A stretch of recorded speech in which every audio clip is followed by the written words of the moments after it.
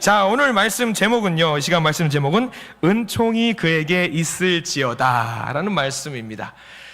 1년 365일, 1년이면은 8760시간 열심히 달리셨고요, 지난 1년을 돌아보자면 우리가 넘어야 될 산이 참 많이 있었음을 알게 됩니다. 살면서 우리는 넘어야 할 산을 정말 많이 만나는 것 같습니다. 인생의 선배님들이 말씀하십니다. 아직 넘어야 할 산들이 많이 있다 라고 말합니다. 맞는 말 같습니다. 여러분들 2024년에는 몇 개의 산을 넘으셨습니까? 아마 이렇게 말씀을 드리면 공감을 못 하시는 분이 한 분 계십니다. 이런 분들이 계십니다. 등산을 좋아하시는 분들.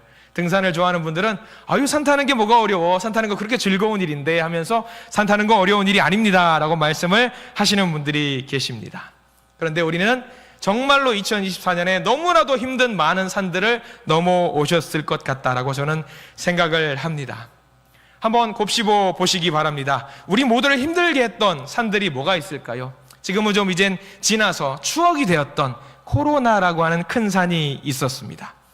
아마 그때 많은 사람들은 생각하셨을 겁니다. 이 코로나만 끝나면 아무 문제 없을 거야. 이제 새롭게 시작하고 즐거운 마음으로 할 수 있을 것이다 라고 생각을 했을 것입니다. 교회도 마찬가지로 그런 생각들을 했습니다.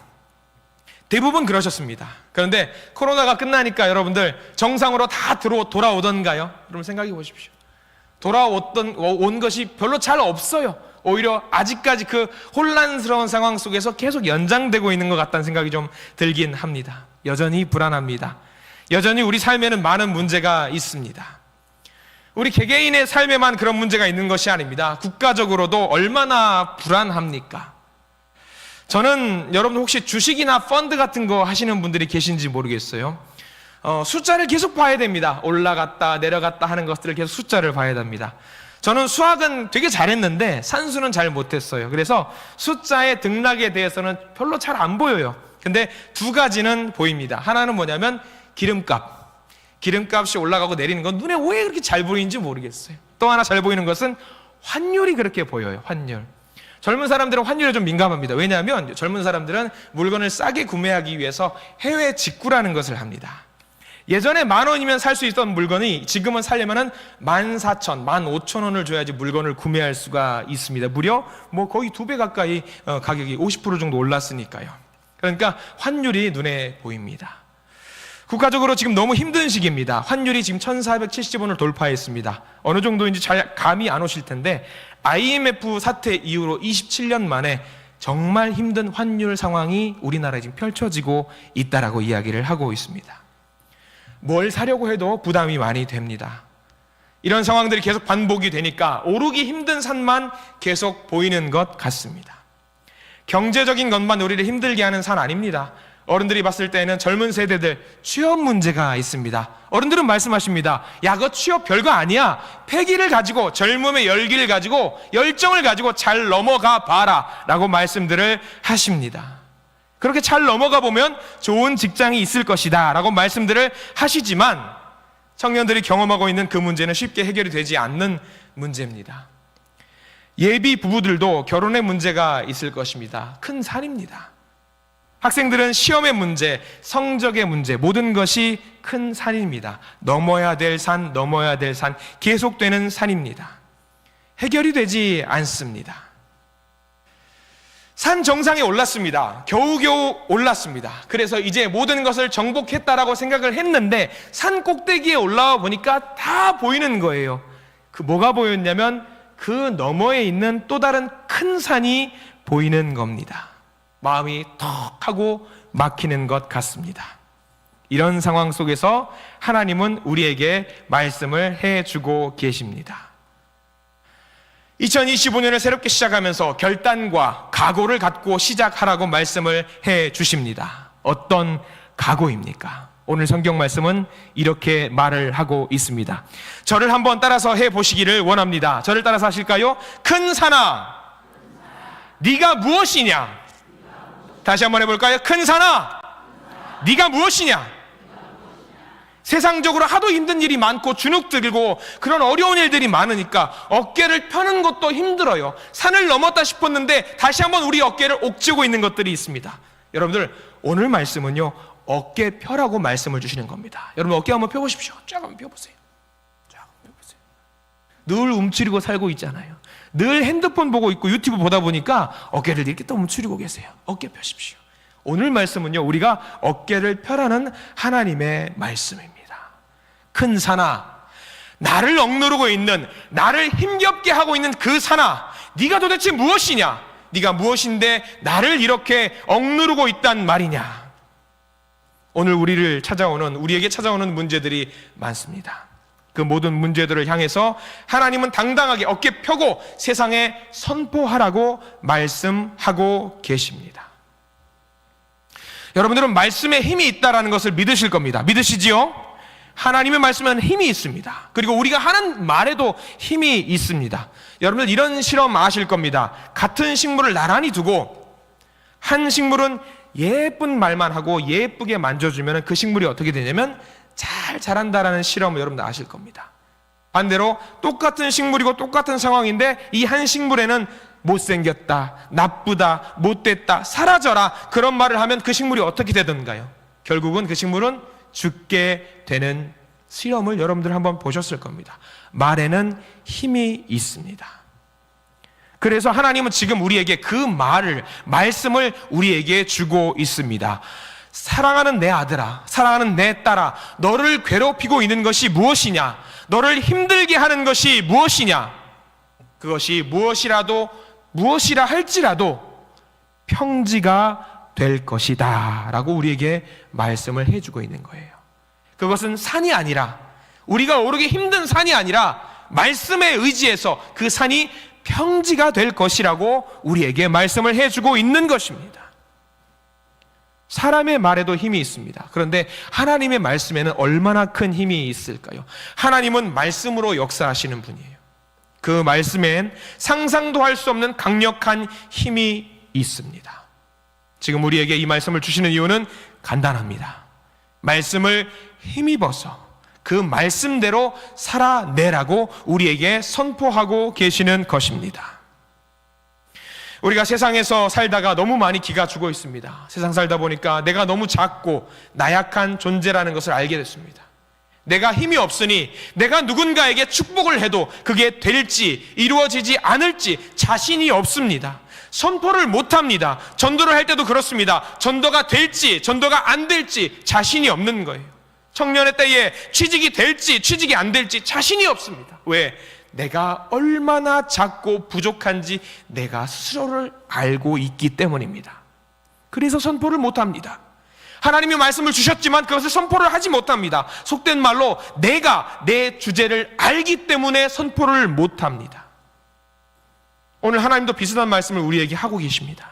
야, 너 힘없고 너 능력 없고 너 가진 것 없는 거 나도 알고 있다. 그런데 우리가 우리를 의지할 때에는 될 일도 안 되겠지만 우리가 하나님의 말씀에 순종해서 하나님을 의지할 때에는 이야기가 완전히 달라집니다. 내 능력이 아니라 하나님의 능력대로 될 줄 믿습니다. 오늘 스가랴 4장 7절 말씀이 바로 그런 말씀이에요.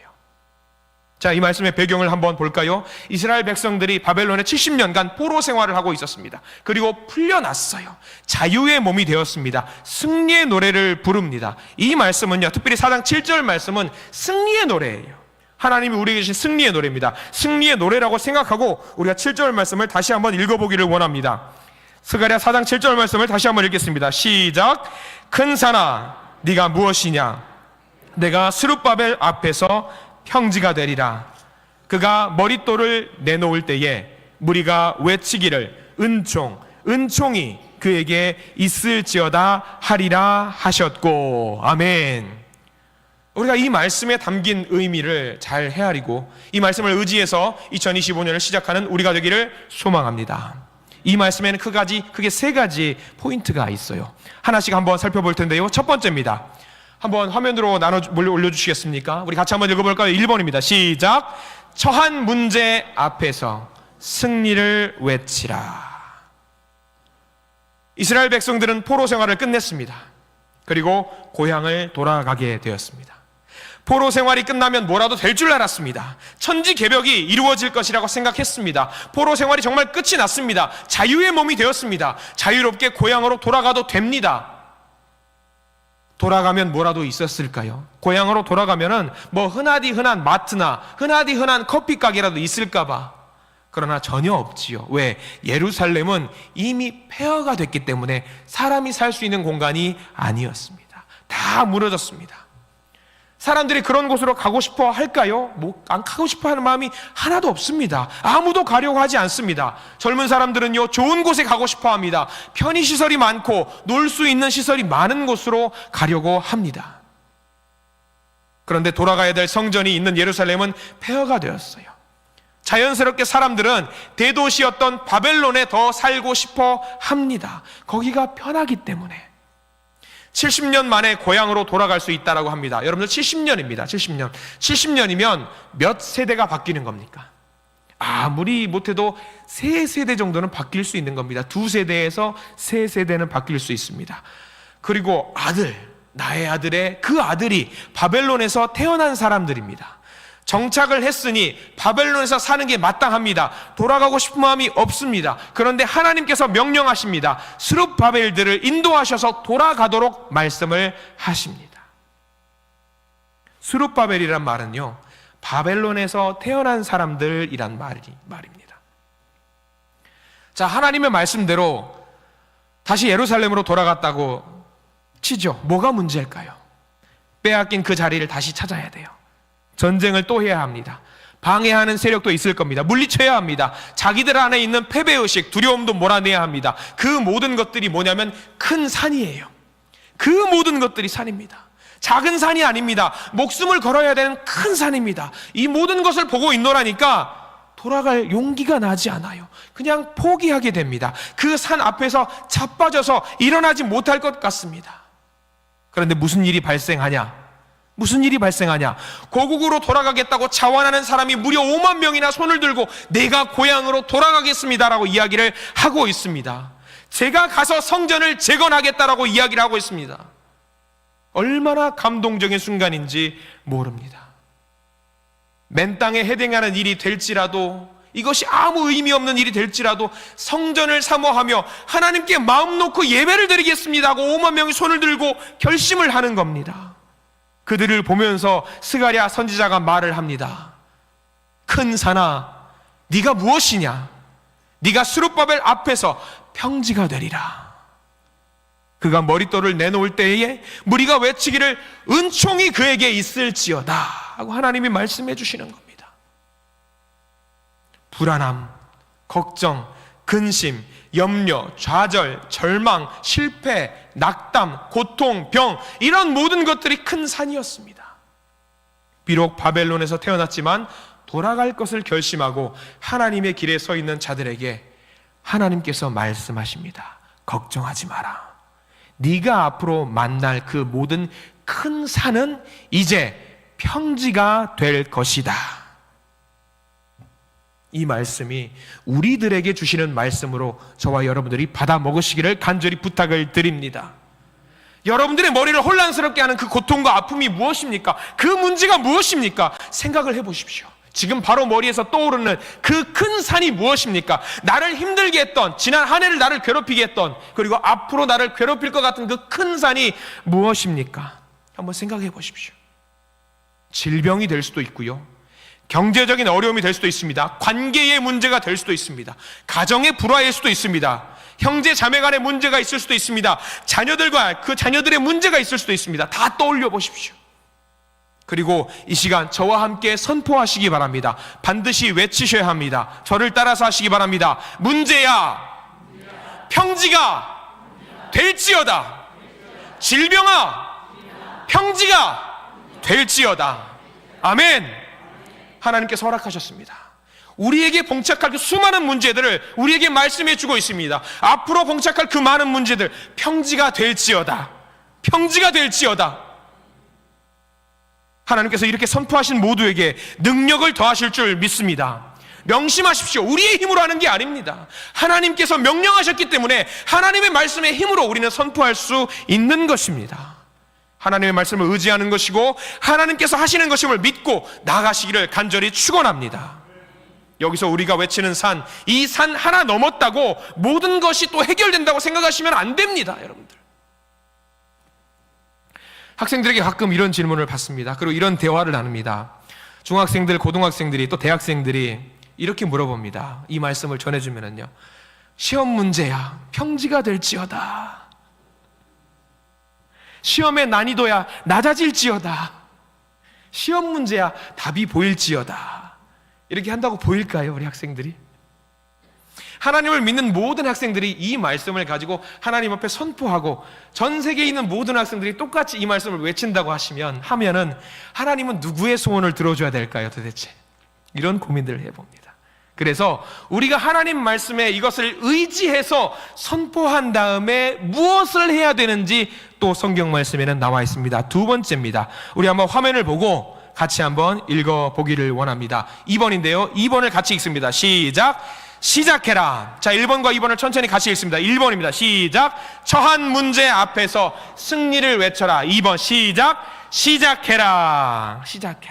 선포만 하고 가만히 있는 사람을 두고 우리는 뭐라고 하는지 아세요? 그 사람을 두고 입만 살아있는 사람이라고 합니다. 입만 살아있는 사람.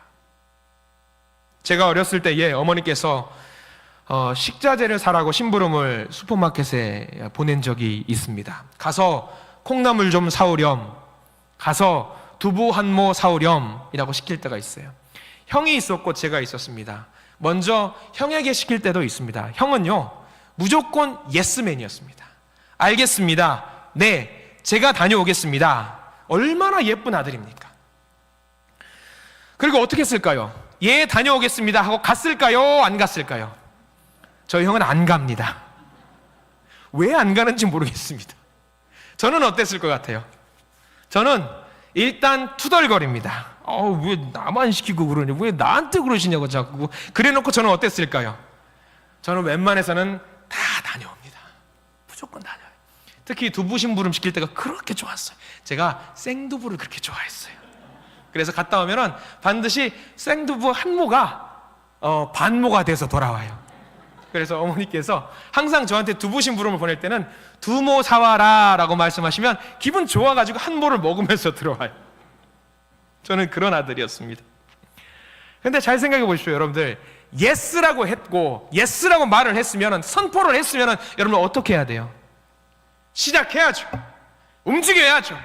선포했으면 선포를 믿고 그 말씀을 믿고 달려나가야 합니다. 여러분들 아까 말씀드렸던 저희 형과 저 누가 더 착한 아들일 것 같아요? 말씀 잘 하십시오.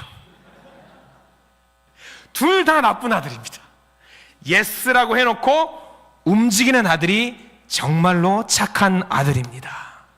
여러분들은 슬라에는 그런 자녀분들만 계시지요? 복입니다. 여러분, 새해에는요 우리가 결심을 합니다. 말씀의 사람이 되겠다라고 선포를 했으면은요 뭘 하셔야 될까요? 말씀을 펴고 읽으셔야 됩니다. 새해에는 전도의 용사가 되기로 마음을 먹었으면 뭘 해야 합니까? 일단 전화기 붙드시고 사람들을 찾고 연락을 하셔야 됩니다. 새해에는 봉사하고 섬기겠다고 하면은 봉사의 자리에, 섬기는 자리에 먼저 나가셔야 합니다. 그 결단하시려고 여기 송구영신 예배에 나오신 거 아닙니까? 잘 나오셨습니다. 잘 나오셨어요. 예배로, 말씀으로, 기도로 시작하시겠다고 하시는 그 결심을 하나님이 높이 평가하실 줄 믿습니다.